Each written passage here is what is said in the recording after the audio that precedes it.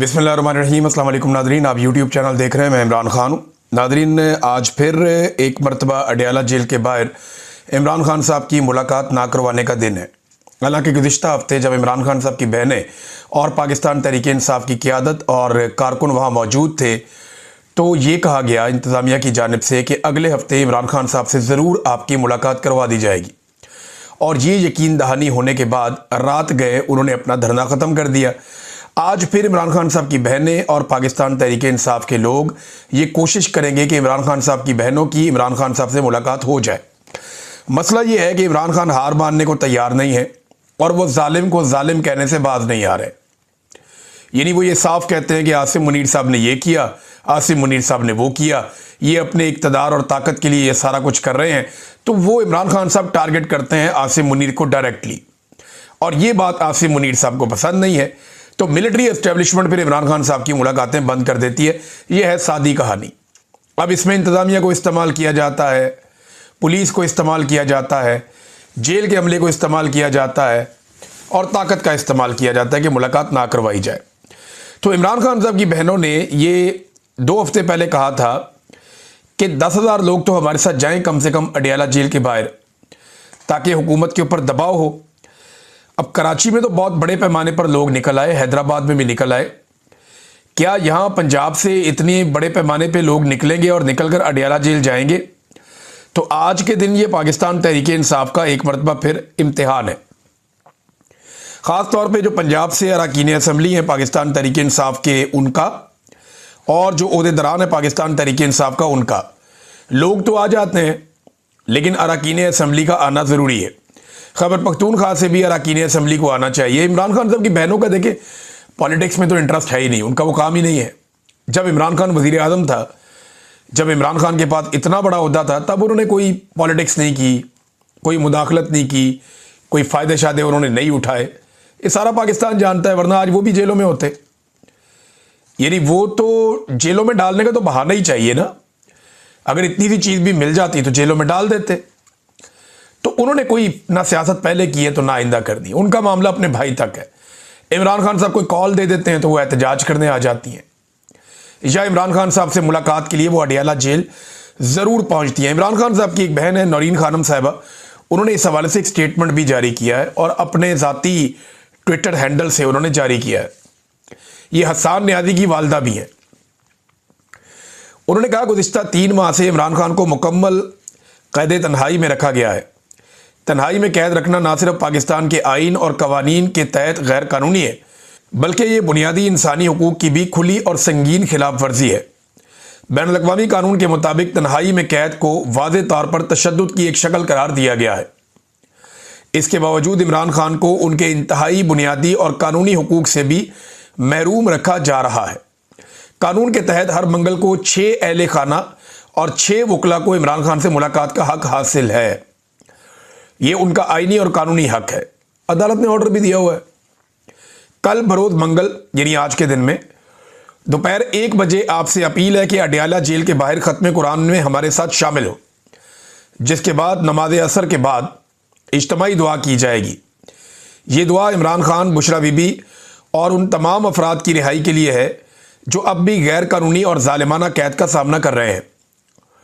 पाकिस्तान भर और दुनिया भर के तमाम बाशऊर अफराद से पाकिस्तानी वक्त के मुताबिक 3:30 पर इज्तिमाई दुआ में शरीक होकर जुल्म के खिलाफ और इंसाफ के हक में अपनी आवाज़ बुलंद करने की उन्होंने इस्तदा की है।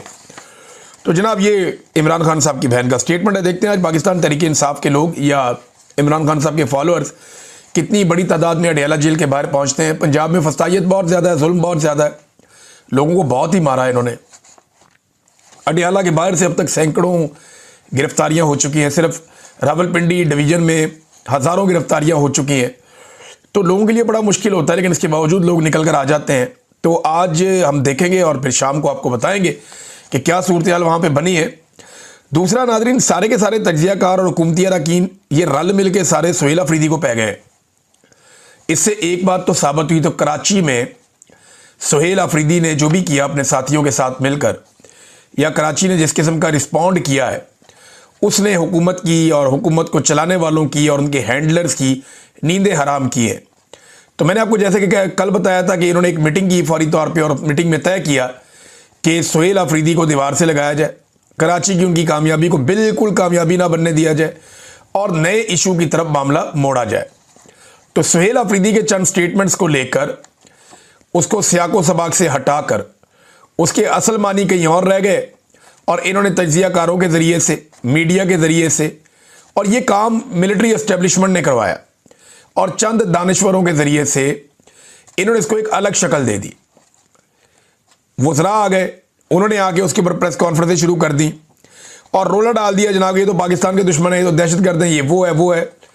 देखिए, ये पाकिस्तान तहरीक इंसाफ को टीटीपी के साथ जोड़ते हैं कि पीटीआई और टीटीपी ये कहते हैं जनाब कि ये कोई एक ही चीज़ है। इमरान खान साहब के दौर में अगर ये एक ही चीज़ होती तो क्या इमरान खान साहब के दौर में तहरीक तालिबान पाकिस्तान कलअदम रहती या ना रहती? इमरान खान के दौर में तहरीक तालिबान पाकिस्तान कलअदम ही थी, उसके ऊपर पाबंदी जारी रही। इमरान खान ने कभी भी इनके साथ कोई मामला नहीं किया कि इनको लेकर आओ वापस, और इमरान खान ये नहीं कहता कि दहशतगर्दों से मुज़ाकरात करने हैं। इमरान खान ये कहता है जो लोग दहशतगर्दी से मुतासिर हैं उनके साथ मुज़ाकरात करने हैं, जो लोग दहशतगर्दी से तंग हैं उनके साथ मुज़ाकरात करने हैं। दहशतगर्दों से कौन मुज़ाकरात करता है? जिसने हथियार उठाया हुआ है, जो पागलपन का शिकार है, जो बम धमाके करता फिर रहा है, जो इंसानों को कत्ल कर रहा है, उससे कौन बेवकूफ़ मुज़ाकरात करेगा? भाई, मुज़ाकरात तो होते हैं उनके साथ जो दहशतगर्दी से मुतासिर हो रहे हैं, जो स्टेक होल्डर्स हैं, उनके साथ मुज़ाकरात होते हैं और ये मुज़ाकरात होने चाहिए। इसमें तमाम मकातब फ़िक्र के लोगों को और तमाम स्टेक होल्डर्स को एक साथ बिठाना चाहिए, जैसा कि सुहेल अफरीदी ने बिठाया था। एक जरगा किया था जिससे बड़ी खबरें निकल कर आई थी और वो इन्होंने जो जरगे की तफसीलात हैं वो हुकूमत के साथ शेयर भी की, लेकिन अभी तक किसी के कान पे जूं तक नहीं रेंगी। सुहेल अफरीदी अगर 2 दिन पंजाब में आ जाता है या 3 दिन कराची में चला जाता है तो पाकिस्तान के मीडिया पे रोला पड़ जाता है कि जनाब खैबर पख्तूनख्वा में छोड़ के, भाई वहाँ काबीना काम कर रही है, वहाँ सिस्टम काम कर रहा है। एक वज़ीर आला ज़्यादा टाइम अपने सूबे में गुजारता है, वहाँ काम करता है। एक दिन का कुछ हिस्सा कभी कभी वो आकर अडियाला जेल के बाहर खड़ा हो जाता है कि मेरी मुलाकात का दिन है, मेरी मुलाकात करवाओ। इसके बाद 2 दिन ये शख्स पंजाब में गया और 3 दिन ये शख्स कराची में गया, तो रोला इन्होंने ऐसे डाल दिया जैसे कि पता नहीं क्या हो गया। हालांकि दूसरी तरफ जो टिकटॉकर है वो एक एयरफोर्स का तैयारा लेती है और एयरफोर्स का जो तैयारा खसूसी परवाज़ है उसके ज़रिए से अपने बच्चे, दमाद, मुलाजम, रिश्तेदार, मेकअप आर्टिस्ट, वो पता नहीं कौन कौन सारे पकड़ के, कभी जापान, कभी जनाब कौन सा मुल्क, कभी सेंट्रल एशिया, कभी मिडल ईस्ट, कभी यूरोप, कभी लंदन, कभी लैटिन अमेरिका। इनकी तो ब्रेकें ही नहीं लग रही, जहाज़ का रिक्शा बना के रख दिया है। वहाँ कोई नहीं पूछता कि जनाब हफ्ते हफ्ते 1.5 हफ्ते के टूर कौम के पैसों पे लग रहे हैं, वहाँ कोई सवाल नहीं पूछता। दूसरी तरफ एक वज़ीर आला इकॉनमी क्लास में अपने खर्चे पे जाता है एक और सूबे में और वहाँ जाके एक पॉलिटिकल मूव करता है, पाकिस्तानियों को निजात दिलाने की कोशिश करता है। जो पाकिस्तान में इस वक्त जबर, जुल्म और फस्तायत हो रही, जो एक जाली मैंडेट पे हुकूमत बिठाई हुई है, उसके खिलाफ जब वो आवाज़ उठाता है तो उसके ऊपर सारा मीडिया चीखता है, बोलता है। लेकिन दूसरी तरफ जब राजकुमारी जाती है पूरा पूरा टब्बर लेके, मुलाजमों को लेके, खादमाओं को लेकर, और वो दुनिया के कई मुल्कों में जा चुकी है अब तक, और कई कई दिन के टूर्स, हफ्ते हफ्ते 1.5 हफ्ते के टूर्स करके आती है, तब कोई सवाल ही नहीं पूछता, तब कोई बात ही नहीं करता। वो अपने साथ चीफ सेक्रेटरी को भी ले जाती है सामान उठाने के लिए। वो चीफ सेक्रेटरी बेचारा पीछे पीछे मुलाजमों की तरह फिर रहा होता है, वहां कोई सवाल नहीं उठाता।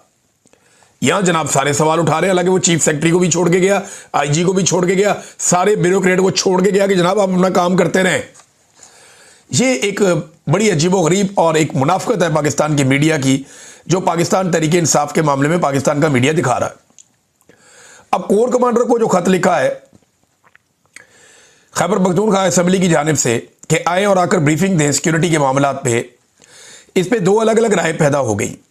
एक राय तो यह है कि तरीक़ाकार गलत इस्तेमाल किया गया, ये डायरेक्ट रब्ता नहीं हो सकता, जनाब आपको वजारत दिफा से रब्ता करना चाहिए था, यानी वफाकी हुकूमत से रब्ता करते हैं वजारत दिफा के ज़रिए से ये ब्रीफिंग का बंदोबस्त किया जाता, तो आपने ठीक चैनल इस्तेमाल नहीं किया। कुछ लोग ये शिकवा कर रहे हैं। दूसरी तरफ शेर अली अरबाब ये कहते हैं कि जनाब ये आइन के मुताबिक है। स्पीकर जो है वो कस्टोडियन है तमाम इदारों का, और जो इदारे ऑपरेट कर रहे हैं खैबर पख्तूनख्वा के अंदर वो उनसे रब्ता कर सकता है और उनको बुला सकता है। एक राय ये भी है। लेकिन देखें पाकिस्तान में कौन सा काम तरीके के साथ हो रहा है। अगर कोर कमांडर ने मिलना है वज़ीर आला से तो क्या वो वज़ीर आज़म का फ़ोन करवा के या वफाक के थ्रू वजारत दिफा का लेटर भिजवा के रिक्वेस्ट करके ऐसे करके आके मिलता है? नहीं, वो डायरेक्ट फ़ोन करते हैं, जनाब मिलना चाहते हैं वज़ीर आला से, तो वज़ीर आला का ऑफिस कहता है आओ जी मिल लो। तो यही हो रहा है ना पाकिस्तान में। तो कोई भी चीज़ कानून और आइन के मुताबिक नहीं हो रही, और इतनी इमरजेंसी सूरत हाल है। खैबर पख्तूनख्वा में आग लगी हुई है, एक दहशतगर्दी चल रही है। एक कोर कमांडर को कहा है कि आओ और आकर ब्रीफिंग दो, बताओ यहाँ चल क्या रहा है। तो ये तो कोई गलत मुतालबा नहीं है अवामी मुंतखब नुमाइंदों की जानिब से, और इसके ऊपर आकर ब्रीफिंग ज़रूर दी जानी चाहिए। इसमें कोई गुंजाइश नहीं है कि ना दी जाए। नाज़रीन, एक और पाकिस्तान में कट्टा खोला हुआ है सबने मिलकर, और सहाफ़ियों के ज़रिए ये कट्टा खोला गया। कुछ सहाफ़ी इस कट्टे को खोलते हैं, कुछ इसको बांध देते हैं। कुछ कहते हैं जी एक नया वंडर बॉय लाया जाएगा, कुछ कहते हैं जी कोई नया वंडर बॉय नहीं आएगा, कुछ कहते हैं जी शहबाज शरीफ को चंद महीने का टाइम मिल गया, शहबाज शरीफ की छुट्टी होने वाली है, लिहाजा नया वज़ीर आज़म लाया जाएगा उसके बाद, या कोई कौमी हुकूमत बना दी जाएगी। ये सब आपको बेचने के लिए सौदा है, ये तवज्जो भटकाने की कोशिश है। ये सारे ना एक दूसरे की इंश्योरेंस पॉलिसी है। आसिम मुनीर को शहबाज शरीफ जैसा वज़ीर आज़म मिल ही नहीं सकता। ऐसा शानदार खुशामदी वज़ीर आज़म जिसने अक़वाम मुत्तहिदा में खड़े होकर भी नाम लिया, वो नहीं मिल सकता शहबाज शरीफ को। सवाल ही पैदा नहीं होता। आसिम मुनीर को ऐसा वज़ीर आज़म नहीं मिलेगा। जो मर्जी चिराग लेके ढूंढे, इतना खिदमत गुजार आदमी नहीं मिलेगा। तो इसको क्यों छोड़ेगा वो? दूसरी बात यह है कि शहबाज शरीफ को आसिम मुनीर जैसा आर्मी चीफ भी नहीं मिलेगा कि 17 सीटों से उठा के वज़ीर आज़म पाकिस्तान बना दिया, और ना सिर्फ 17 सीटों से उठा के पहले वज़ीर आज़म पाकिस्तान बनाया, फिर उसके बाद आहिस्ता आहिस्ता आहिस्ता आहिस्ता करके सादा अक्सरियत भी दिलवा दी। और अगर इसी तरह हालात रहे तो ये 2/3 अक्सरियत भी दिला देंगे। तो शहबाज शरीफ को ऐसा, ये एक दूसरे की इंश्योरेंस पॉलिसी है। ये एक दूसरे के बगैर सांस भी नहीं ले सकते, क्योंकि इन सबको डर है कि इमरान खान और इमरान खान का क्राउड इनको खा जाएगा। तो इमरान खान से बचना है तो इन्होंने एक दूसरे के पीछे छुपना है। मिलिट्री एस्टेब्लिशमेंट ने इन्हीं सियासतदानों के पीछे छुपना है, और इन्हीं सियासतदानों ने मिलिट्री एस्टेब्लिशमेंट का सहारे चलना है। इसके अलावा इनके पास रास्ता कोई नहीं है। अब ये वंडर बॉय कहां से आएगा? भाई वंडर बॉय कहता है, कोई बंदर बॉय कहता है, कोई कहता है जी लफंडर बॉय कहता है, कोई जनाब मुझे अभी मैं एक और डंगर बॉय भी सुन रहा था मैं। ये सारे काम डंगरों वाले ही हो रहे हैं पाकिस्तान में। ये जोन सा मर्जी बॉय ले, पाकिस्तान नहीं चलना है इनसे।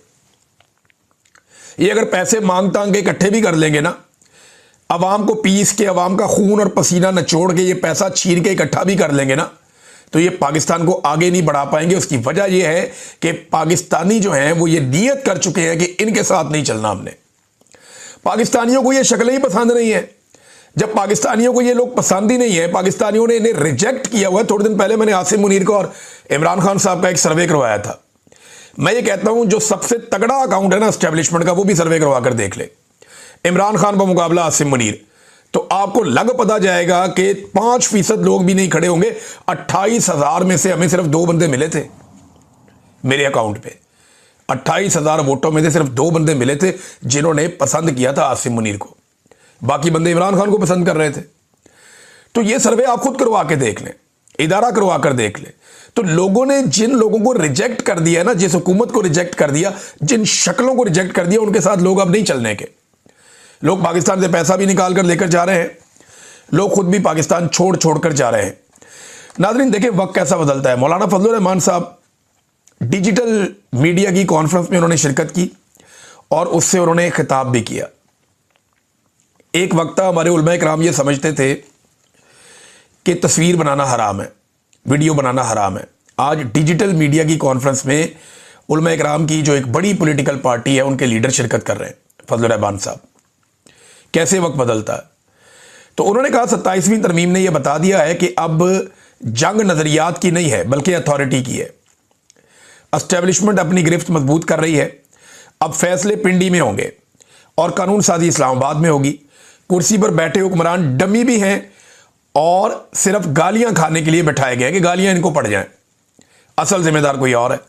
तो मौलाना फजलुर रहमान साहब ने कॉन्फ्रेंस से खिताब किया, एक और बात की कि क्या दुनिया में कहीं होता है कि किसी को ज़िंदगी भर के लिए कानून से मुस्तस्ना करार दे दिया जाए। रसूलुल्लाह सल्लल्लाहु अलैहि वसल्लम ने अपने आप को मुस्तस्ना करार नहीं दिया। हज़रत उमर फारूक रज़ियल्लाहु ताला अन्हु ने अपने आप को मुस्तस्ना करार नहीं दिया। आज किसी शख्स की पाकिस्तान से वफादारी की कोई कीमत नहीं जब तक कि वो उनका वफादार ना हो जाए। उनका मतलब एस्टेब्लिशमेंट का, उनका मतलब उन्हीं लोगों का जो चाहते हैं कि पूरा पाकिस्तान उनकी वफादारी करे, पाकिस्तान का वफादार हो या ना हो। पीपल्स पार्टी ने एक रोला डाल दिया नाज़रीन, अजीबोगरीब किस्म का। वो ये कहते हैं जी बड़ा स्याह दिन है, बड़ा प्रॉब्लम हो गया, आसिफ अली जरदारी के दस्तखत के बगैर कोई ऑर्डिनेंस। देखें, ऑर्डिनेंस का एक तरीका होता है, ऑर्डिनेंस जब भी आता है ना तो वो सदर के दस्तखत के बाद वो मंजूर हो जाता है। तो इन्होंने, हुकूमत ने एक जारी कर दिया, सदर के दस्तखत के बगैर ही उन्होंने ऑर्डिनेंस मंजूर कर दिया कि जनाब ये आ गया और नाफजुल अमल हो गया। तो पीपल्स पार्टी ऐसे हसास बन गई जैसे कि वो सचमुच इक़्तिदार में है। और भाई जिनकी हुकूमत है, जिनके पास ताकत है, वो जाने उनका ऑर्डिनेंस जा रहे हैं। आप ना 3 में ना 13 में, क्या पिद्दी और क्या पिद्दी का शोरबा। जाली फार्म 47 पे आप सबको एमएनएस बनाया हुआ है। जाली फार्म 47 के ऊपर आपकी हुकूमतें खड़ी हुई हैं। मैंडेट आपके पास है नहीं है। ये तो मिलिट्री एस्टेब्लिशमेंट के आपको पाउंड होकर पीने चाहिए, उनके जूते चाट के साफ करने चाहिए, जिन्होंने आपको बदतरीन शिकस्त के बावजूद इक़्तिदार में लाके बिठा दिया है। और अब आप नखरे कर रहे हैं कि जनाब हमारे दस्तखत नहीं होंगे तो ऑर्डिनेंस नहीं होगा। अपनी औकात के अंदर आपको रहना चाहिए। अभी जरदारी साहब को एक झटका देंगे ना वो, तो जरदारी साहब कहेंगे जी बिल्कुल ठीक हो गया, कोई मसला नहीं है। लेकिन बहरहाल छोटा मोटा पीपल्स पार्टी ने किया है, हुकूमत ने भी हल्का फुल्का किया। ये तवज्जो भटकाने की कोशिशें होती है कि जनाब हम तो आपस में लड़ रहे हैं, जनाब वज़ीर आज़म खतरे में है, ताकि कोई तहरीक ही खड़ी ना हो। यानी जब भी हुकूमत लोगों को खतरे में लग रही होती है ना तो लोग कहते हैं ठीक है आप ही खुद ही गिरने लगी है। ये लोगों को ये लगता है और ये जानबूझ के इस तरह की हरकतें करते हैं ताकि अवाम को इधर उधर आरे लगाया जाए। नाज़रीन, साद रिजवी की पार्टी ने पहली मरतबा रिजवी बरादरान की जबरी गुमशुदगी के ऊपर दावा कर दिया है।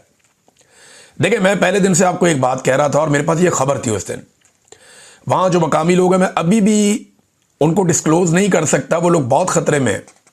मुझे पहले दिन ये इंफॉर्मेशन मिल गई थी कि रिजवी बरादरान को एजेंसियां उठाकर ले गई हैं और मैं पहले दिन से आपको ये खबर दे रहा हूं कि वो इदारों की जबरी तौर पे हिरासत में है, उन्हें गुमशुदा किया गया है। बल्कि कुछ सोर्सेज ने मुझे ये भी बताया कि उन्हें कहां रखा गया है। अब वो मुझे कंफर्म नहीं है। देखिए, वो जो सोर्स है उसने ये बात की है लेकिन मुझे कंफर्म नहीं। लेकिन ये मुझे कंफर्म है कि पहले दिन इनको एजेंसियां उठाकर ले गई थी और 13 अक्टूबर का ये वाकया है। तो 12 जनवरी को जाके, यानी 3 महीने के बाद, तहरीक लब्बैक का जो शोबा इतलात है उसने पहली मरतबा ये बात कंफर्म की कि जो रिजवी बरादरान है वो जबरी तौर पर गैर आईनी और गैर कानूनी एजेंसियों की हिरासत में है। तो आप अंदाजा करें, ये पाकिस्तान में रूल ऑफ लॉ है, ये पाकिस्तान में आइन और कानून की हुक्मरानी है कि दो भाई हैं, दोनों को उठा लिया, मौलवियों को, और उठा के, चाहे वो बहुत बड़े मुजरिम हो, चाहे वो बहुत ही गलत लोग हों, मेरे उनसे 100 इख्तलाफात हो सकते हैं और मेरी तो उन्होंने जान भी खतरे में डाली 1-2 दफ़ा। मेरे साथ तो बहुत बदतमीजी की है इन्होंने, तहरीक लब्बैक वालों ने, हमसे तो दू बदू आमने सामने आके लड़े हैं। लेकिन इसके बावजूद मैं कहता हूं कि ये क्या बकवास है कि आप उठाएं और उठा के किसी को जबरी तौर पे लापता कर दें। भाई छोड़ो उनको, उन्हें उनके घर आने दें। अगर आपने पकड़ना है तो कानून के मुताबिक पकड़ें, उनके ऊपर मुकदमा दर्ज करें। ये बड़ी सख्त ज्यादती उनके साथ की जा रही है। नादरीन, एक और दावा पाकिस्तान में सामने आ रहा है और बड़ा इंटरेस्टिंग दावा है कि पाकिस्तान जो है वो जेट तैयारे बना रहा है जो दुनिया को बेच के पाकिस्तान बहुत ज्यादा पैसा कमाने लगा है और इससे पाकिस्तान बहुत अमीर हो जाएगा। अलीम खान ने एक अजीबोगरीब किस्म का जलसा किया। अजीबोगरीब इसलिए कह रहा हूं कि बंदा उनकी बात ही नहीं सुन रहा था। सारे बंदे रोटी का वेट कर रहे थे। लोग आपस में बातें कर रहे हैं, वो सामने लीडर बातें लोगों से कर रहा है। ये नवाज शरीफ के साथ भी होता है। जब बयानिया नहीं होता ना लीडर के पास, तो वो बेचारे पैसे वैसे दे के बंदे इकट्ठे करके खाना पूरी करते रहते हैं। तो अलीम खान ने भी ये बात की, कुछ और लोगों ने भी ये बात की ना, हमारे तैयारे बहुत बिकने वाले हैं, उन तैयारों से हमें बहुत ज़्यादा डॉलर्स मिलने वाले हैं। तो कहानी है क्या, मैं आपको बताता हूँ। एक तो अगर कोई ये समझता है कि ये अरब ममालिक हमसे तैयारे लेंगे और ख़ुद इस्तेमाल करेंगे, तो मुझे नहीं लगता, क्योंकि वो अमेरिकन तैयारे लेते हैं और वो इस्तेमाल करते हैं। अमेरिकन कभी नहीं चाहेंगे कि चाइना के हथियार ये ममालिक खरीदें, नंबर 1। नंबर 2, एक और चीज़ आप अपने जहन में रखिएगा कि हमने अरब ममालिक के पैसे देने हैं, तो हो सकता है किसी और को तैयारे बेच के वो अपने पैसे पूरे कर लें और बीच में एक डीलर के तौर पे आ जाए। होता है, ये भी होता है। ये जो लोग इकॉनमी को समझते हैं उनको ये पता है कि कैसे होता है। तो नाज़रीन, इस वक्त मैं आपको बताता हूं, पाकिस्तान एरोनॉटिकल कॉम्प्लेक्स कामरा में है और इस पे शफकत कुरैशी साहब ने एक बड़ी ज़बरदस्त रिपोर्ट लिखी हुई है। कुछ हकायक मैं आपके सामने रखता हूं कि क्या पाकिस्तान JF-17 थंडर तैयारे बेच के इतना ज़्यादा पैसा कमा सकता है कि पाकिस्तान की मईशत खड़ी हो जाए। मईशत कभी भी एक हथियार बेचने पे खड़ी हो नहीं सकती या खाली हथियार बेचने पे खड़ी हो नहीं सकती। मईशत खड़ी होती है अलग अलग चीज़ों के साथ। आप हर चीज़ में डाउन जा रहे हैं, सिर्फ दिफा में आप अगर ऊपर जा रहे हैं तो आपकी मईशत खड़ी नहीं हो सकती। मैं बताता हूं कैसे। कामरा के अंदर पाकिस्तान JF-17 थंडर बनाता है। हमारी जो सलाहियत है वो 1.5 से 2 दर्जन तैयारे हम पूरे साल के अंदर बनाते हैं। पाकिस्तान के पास इस वक्त जो तैयारे हैं अपने पास वो 150 हैं अपने इस्तेमाल के लिए। हमें अपनी ज़रूरत के लिए मजीद कोई 50 तैयारे चाहिए जो हमने बनाने हैं। यानी 2 साल मजीद अगर हम तैयारे बनाते रहे तो हम बमुश्किल अपनी ज़रूरत पूरी करेंगे। ये मैं आपको बता रहा हूँ। अच्छा, हम जो तैयारे बनाते हैं ना, इनका ज़्यादातर जो स्पेयर पार्ट वो रशिया से और चाइना से आता है। यानी जो तैयारे हम बना रहे हैं इनका जो स्पेयर पार्ट है वो चाइना से आता है और रशिया से आता है। इसके जो एवियोनिक्स हैं वो भी वहीं से आते हैं, इनके जो इंजन्स हैं वो भी वहीं से आते हैं और बहुत सारे पुर्जे जो हैं वो भी वहीं से आते हैं। अब सवाल ये पैदा होता है कि क्या जो ममालिक पाकिस्तान से तैयारे खरीदना चाहते हैं वो चंद साल इंतजार करेंगे कि सालों के बाद उनको डिलीवरी हो? नंबर 1। नंबर 2, क्या इतने ऑर्डर्स पूरे करने के लिए रूस और चीन इतनी बड़ी तादाद में इंजन और एवियोनिक्स बर वक्त डिलीवर करने की सलाहियत रखते हैं? क्या पाकिस्तान के पास तैयारों के ऑर्डर पूरा करने के लिए कम से कम पाकिस्तान को जो पैसा चाहिए ना तैयारों के ऑर्डर पूरे करने के लिए, वो $5 अरब का इंपोर्ट बिल अदा करने के लिए हमारे पास पैसे होने चाहिए? क्या हमारे पास इतने पैसे हैं?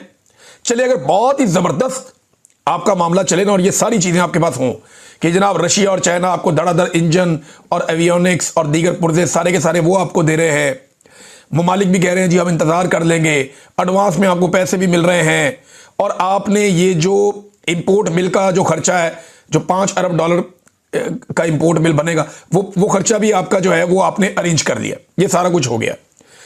तो फिर भी पाकिस्तान को जो बचत होगी ना ये तैयारे बेच के, वो 1 साल में आप $1 अरब तक की बचत कर सकते हैं। तो क्या $1 अरब पाकिस्तान की मईशत को उठा देगा? सवाल ही पैदा नहीं होता।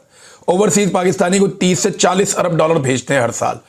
तो ये तैयारे बेचकर हम अगर $1 अरब का मुनाफा कमा लें, बहुत तो $1.5 अरब कमा लें मुनाफा, तो क्या ये पाकिस्तान को खड़ा कर देगा? नहीं, ये पाकिस्तान एयरफोर्स को बहुत फायदा देगा।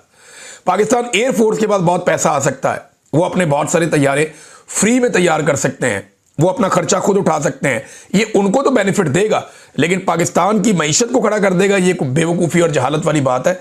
ये जो लोग कह रहे हैं ना, उन्हें आइडिया ही नहीं है कि मईशत कितनी बड़ी चीज़ है और ये बहुत पीनट है उसके सामने। नाज़रीन, ईरान की सूरत हाल जो है वो बड़ी कशीदा है और अमेरिका धमकियां भी लगा रहा है, साथ साथ ये खबरें भी चलवा रहा है कि अमेरिकन फोर्सेस ने मना किया है ट्रंप को कि अटैक नहीं करना। देखिए, अमेरिका खबरें कुछ और चलवाता है और करता कुछ और है। हमेशा इसी तरह खब्बी दिखा के सज्जी मारते हैं। लेकिन ईरान ने बहुत एक्सपोज किया गुज़िश्ता 24-48 घंटों में। ईरान ने ना सिर्फ बहुत सारे बंदे पकड़ लिए जो वहाँ पे दंगा फसाद कर रहे थे, 350 मसाजिद को वहाँ पे आग लगाई गई है। बहुत सारे ऐसे लोग पकड़े गए हैं जो गोली चला रहे थे और वो वीडियोस दिखाई गई हैं आलमी मीडिया को भी और वहाँ मौजूद लोगों को भी, और गैर मुल्की मुबस्सरीन को भी दिखाई गई हैं। और ईरान ये क्लेम कर रहा है कि ये जानबूझकर ईरान में हालात ख़राब किए जा रहे थे। और अब जो ईरान का रजीम है उसके ख़िलाफ़ निकलने वाले लोगों की तादाद तो आपने देख ली। जो ईरान के रजीम के हक़ में लोग निकले हैं वो बहुत ही बड़ी तादाद में निकला है। हर तरफ सड़कों पे, पुलों पे, चौकों में, चौराहों में, वो जहाँ तक हेलीकॉप्टर के मनाजिर जा रहे थे लोग ही लोग खड़े थे। तो ईरान का जो मौजूदा रजीम है उसकी हमायत भी शो हो गई कि वो कितने बड़े पैमाने पे और कितने बड़े पैमाने पर लोग अब भी ईरान के मौजूदा रजीम के साथ खड़े। तो क्या अटैक होगा? ईरान ने भी वापस जवाब दिया। उन्होंने कहा जी अगर हम पे अटैक होगा तो हम सारे अड्डों पे अटैक करेंगे जो जो अमेरिका के इस रीजन में अड्डे मौजूद हैं। तो ये सूरत हाल अभी डेवलप हो रही है और इसका नतीजा क्या निकलता है इस पर हम नज़र रखेंगे, आपके साथ बात करते रहेंगे। अब तक इतने, अपना ख्याल रखिएगा, अपने चैनल का भी। अल्लाह हाफिज़।